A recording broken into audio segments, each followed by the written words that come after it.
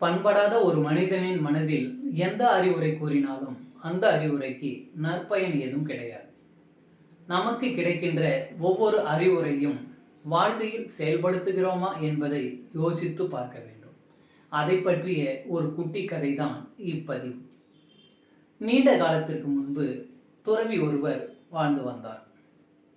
இவர் பெரும்பாலும் ஊர் ஊராக சுற்றி திரியும் நாடோடியாகவே வாழ்ந்து வருபவர். அதனால் இவர் செல்லும் ஊர்களில் மரத்தடியிலோ அல்லது சத்திரங்களிலோ தங்கிக் கொள்வது இவரது வழக்கம்.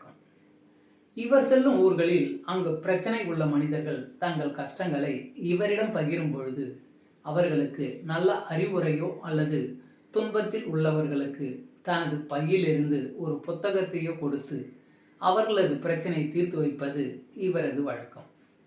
அப்படித்தான் இந்த துறவி ஒரு சிறிய கிராமத்திற்கு செல்கிறார்.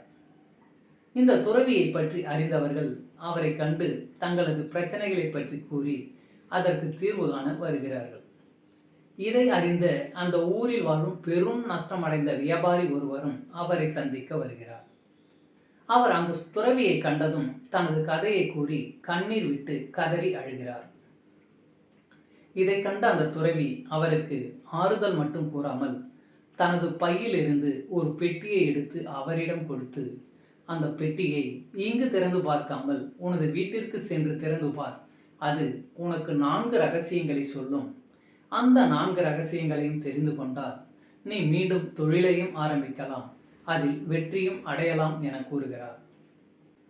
அந்த வியாபாரியும் பெட்டியை பெற்றுக்கொண்டு தனது வீட்டிற்கு சென்று திறந்து பார்க்க அவருக்கு ஆச்சரியம் காத்திருந்தது.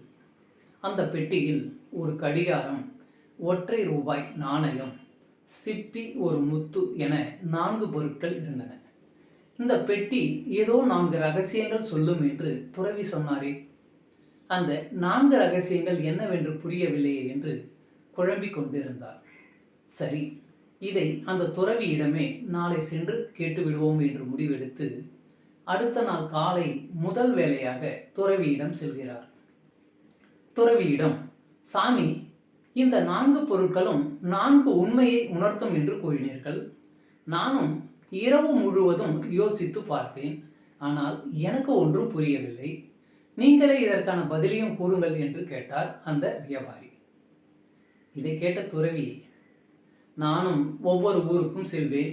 அங்கு உன்னை போன்று கஷ்டங்களை கூறுபவருக்கு இந்த மாதிரி ஒரு பெட்டியை கொடுப்பேன். அதை அவர்கள் பார்த்துவிட்டு புரிந்ததோ புரியவில்லையோ மறுநாள் என்னை வந்து சந்திக்கவே மாட்டார்கள். ஆனால் நீ என்னை வந்து சந்தித்துள்ளாய், அதனால் உனக்கு இந்த ரகசியத்தை கூறுகிறேன் என்றார். இதில் உள்ள கடிகாரம் நேரத்தையும், ஒற்றை ரூபாய் நாணயம் பணத்தையும், சிப்பி முத்தும் சரியான வாழ்க்கையும் குறிக்கின்றன. எவன் ஒருவன் நேரத்தை சரியாக கையாள்கிறானோ அவன் தனது வாழ்க்கையையும் சரியாக கையாள்கிறான். எவன் ஒருவன் பணத்தை கணக்கிட்டு செலவு செய்கிறானோ அவனிடமிருந்து பணம் சற்றும் குறைவதே இல்லை. எவன் ஒருவன் சரியான இடத்தில் சரியான நேரத்தில் தேவையான வார்த்தைகளை பேசுகிறானோ அவன் வாழ்வில் நல்ல நிலையை அடைகிறான் என்று அந்த பொருட்கள் உணர்த்தும் ரகசியத்தை கூறி முடித்தார் துறவி.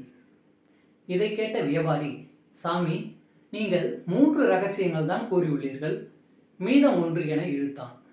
உடனே துறவி, இந்த 3ஐயும் என்னிடம் நீ கேட்டால் மட்டும் போதாது, இதை உனது வாழ்விலும் கடைபிடித்தால்தான் வெற்றி கிடைக்கும் என்று கூறிவிட்டு அந்த ஊரில் இருந்து புறப்பட்டு வேறு ஊருக்கு சென்றார். துறவி கூறியது போல் நாமும் நேரத்தையும் பணத்தையும் வார்த்தையையும் சரியாக பயன்படுத்துகிறோமா? நமக்கு பிறர் கூறும் அறிவுரைகளை நம் வாழ்வில் செயல்படுத்தி பார்க்கிறோமா என்பதை சிந்தித்து பார்க்க வேண்டும். அப்படி சிந்தித்து பார்த்தாலே நீங்கள் அடைய வேண்டிய இலக்கை எளிதாக அடைந்து விடலாம்.